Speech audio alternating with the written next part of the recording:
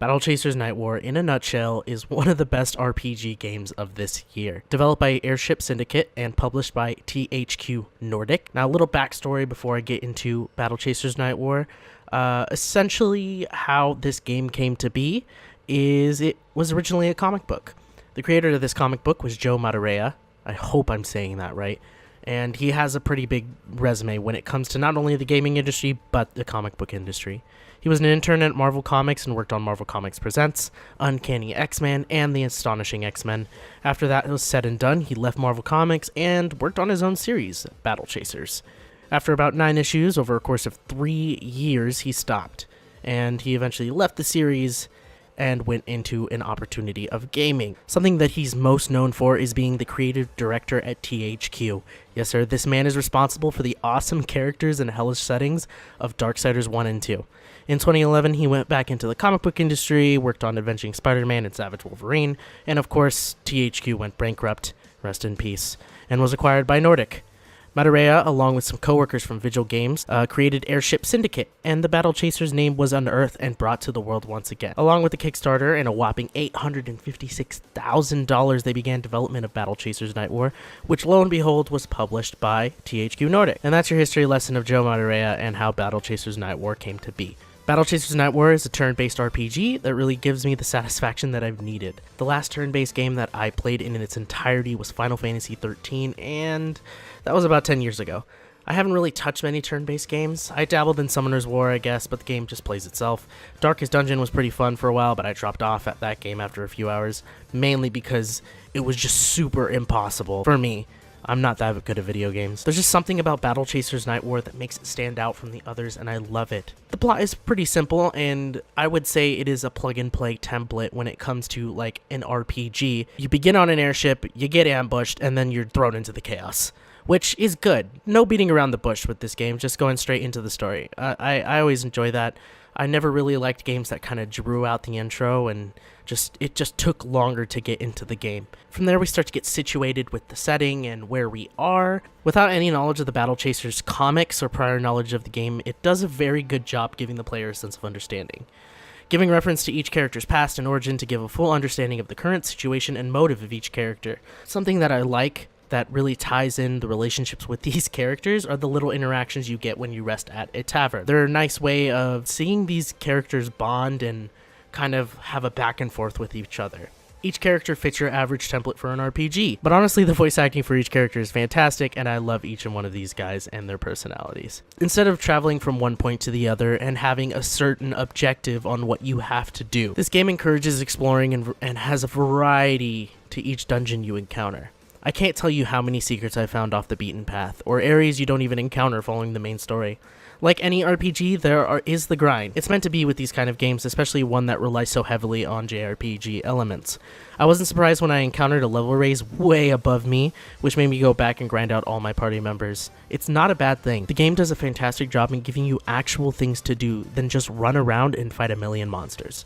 Hunts are a fun way to search for bosses that can allow you to get loot and give you a good amount of experience. Going back to dungeons and finding all the lore rewards you with tomes that can be specced into heroes for skill points, which I will go over in a bit. But yes, this is the game specifically for me because it rewards you for finding bits and pieces of the story. I wish many games followed suit and rewarded you for taking time to learn more about the world you're playing in. Of course, the replayability of dungeons on different difficulties yields more rewards the more you play. Another way to get your characters leveled up and get cool gear for them is the arena. The arena is a simple way to go through waves of monsters and acquire as many points as possible.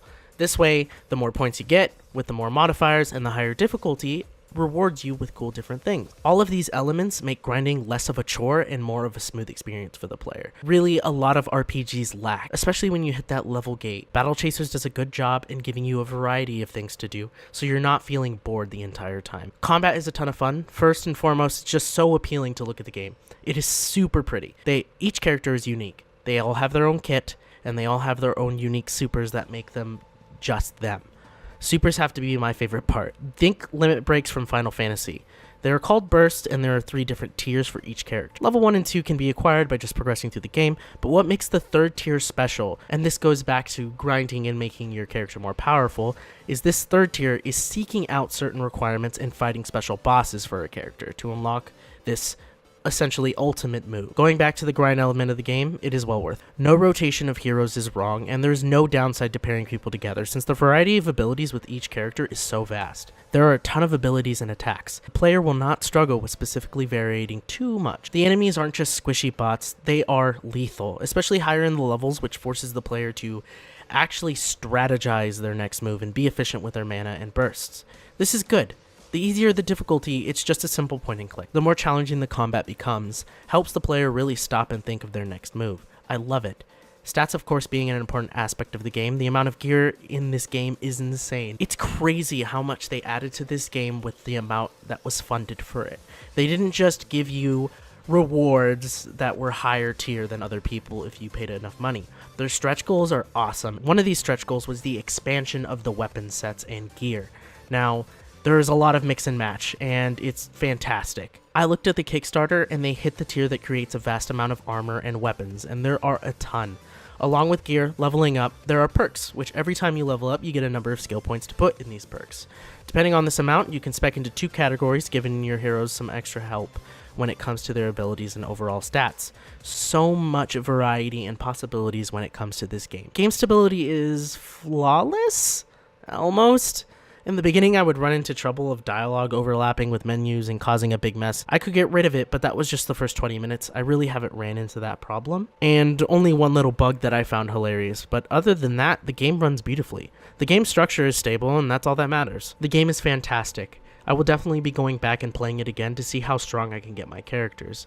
I really wish I was around when the Kickstarter was active to support it and get my name in the graveyard inside the game. Or even better, like an Ultimate Edition. I really hope that they add some sort of DLC to the game or they give us some kind of update on how it's doing. Joe Madureira has stated he will be rebooting the comic book series, which I will definitely pick up and read. If you're looking for a decent 30-hour game, I definitely recommend picking this up. It is on all consoles and I picked it up for Steam for like only $20. It's on sale right now. Worth my money, definitely worth the time. Personally, I give it a 10 out of 10 for satisfying my every need. Thank you THQ Nordic and Airship Syndicate for a great game. I hope you guys enjoyed that review of Battlechasers Nightwar. From now on, all reviews are being moved from my personal channel to the EasyXP channel as a collaboration with them. So if you're looking for any more reviews that I do, make sure to go follow EasyXP on YouTube. And if you're looking for something to listen to, we are the EasyXP podcast. And we mainly talk about anything that has to do with the gaming industry and our opinions on it and what we're excited for, what we have planned. And so that's going to be super exciting and that's going to be taking up most of my time. Obviously, the Let's Plays will still be continuing on my channel, but I will also be moving extra things onto EasyXP channel so that we can start that and get it up and running. So thank you guys so much. I appreciate it, and I'll see you next time.